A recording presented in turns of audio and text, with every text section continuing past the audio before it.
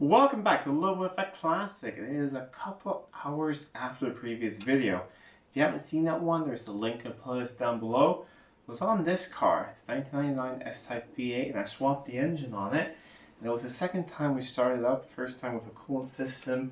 And we ran it for a bit and actually drove it out of the shop, which was really cool. However, we noticed a weird sound. And I couldn't really pinpoint what it was. So once the camera was off and everything, I was really curious. So I grabbed a code reader and I got two codes. I'm going to put them up on the screen now, but I think it was P040 and P0340 and P0341, I believe, which is camshaft position sensor on the A bank or the first bank, which is that bank over there, the right hand one. Luckily, I have the old engine, and I grabbed the sensor from there. It's this little thing. It's not in the best location. I'll show you guys where it sits at the moment. We're going to try to swap it out, see if that makes a difference, if that is the weird running issue. Because when I cleared the code and I fired it up, it ran terribly for about 5 seconds, and then it ran okay. So I think it was getting a signal from this and then it's decided to ignore it. I don't have a check engine light or anything, but still showing the code. So at least that's what I hope the issue is. But let's dig into that. If not, at least we're getting rid of one issue, because you don't want any codes even though you don't have a check engine light. It sits all the way down there. You can't even see it. That's the cable going to it. That's the connector, and I checked it is fully connected. All of that. There's the one for the other bank. That one seems fine, but you can sort of see what it looks like. So you see that black sensor going into the cylinder head. That's it. Oh, I am going to try and get that one out up there, which won't be too much fun. I'm going to need some long extensions and some Torx things, but I'll get that one out. We'll plug the other one in, fire it up, and see if that makes a difference at all. Got the other sensor in. A little bit of an annoying thing because this bracket up here that holds these wires, which luckily I didn't put that whole plastic cover on, that had to be removed down here. Need to get those two bolts back on, and then it's just one of the cam cover bolts. You need to slack it a little bit to get it out. However, this one was really stuck in there. First of all, the wires do look a little bit damaged going into it. Then the sensor broke when I got it out. So luckily I have the other ones. There they went on the floor. So I'm going to put this bracket back on and then hook this up, and let's fire it up and see if it makes a difference. It's the next day. I stayed up really late last night just troubleshooting things. Replaced that sensor. That made no difference. I've chased the wiring. As you can see, the wiring's good. But then I thought, okay, let's just ignore that. Maybe that is just, it doesn't throw a check engine light. So I thought, let us see if the little weird uneven running is the power steering pump. And I think it might be, because I think there's still air in that. Because I took the belt off and now it is better. And the weird sound, I actually think it's the exhaust. It's a bit further back and it sort of travels. I think it is like a cat or a lower cat down there making that sound, or the box right after the cats. So that could be that. I don't think it is anything internally in the engine. I've gone through everywhere with a stethoscope and the engine sounds perfect. So I don't think it's that. I've gone through the transmission as well. The same, that sounds good. The bell housing down is quiet. I think it is something to do with the exhaust. But let me just fire it up for you guys now. It still doesn't have the belt on. And let me just show you that it does seem to work better. So I think that is the issue. So see, just roars into life.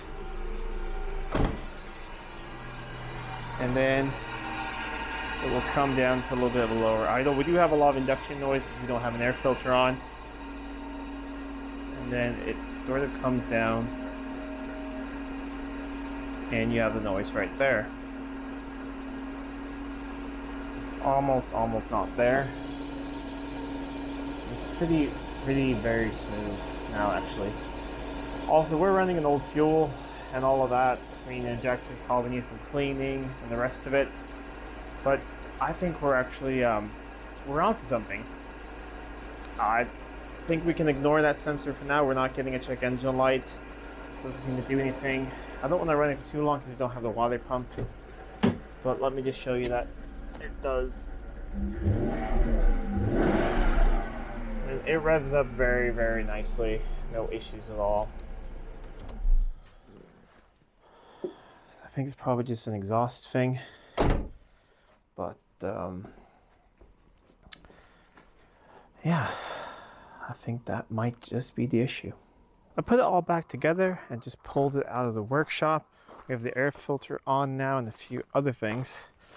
But I need to take a little bit of a break on this car. I do also run a business and I need to work on some customer cars. This is for a good, friend of the family, or, he is family. So, of course, I'm not charging, regular customer rates for this. So I need to do some things to pay the bills. So we're just gonna put this thing aside for a little bit. But I thought before we do that, since it's pretty much already warmed up, let's just see if it drives around the block.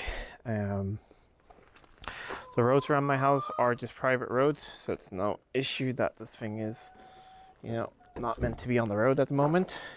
But I just want to see how it does. I want to see if it shifts through the gears and all of that. We know we have drive, we know we have reverse. Maybe we have a couple more gears. Let's see. Also, I can't really find my camera mount, car mount. I think it's in the X-Type, and my wife has the X-Type at work. The whole park thing has magically fixed itself since yesterday, so that is weird. But it seems to be running pretty nicely. I think the sound that we're hearing is sometimes the power steering pump a little bit, and it is sometimes the exhaust. But let me get my seatbelt on.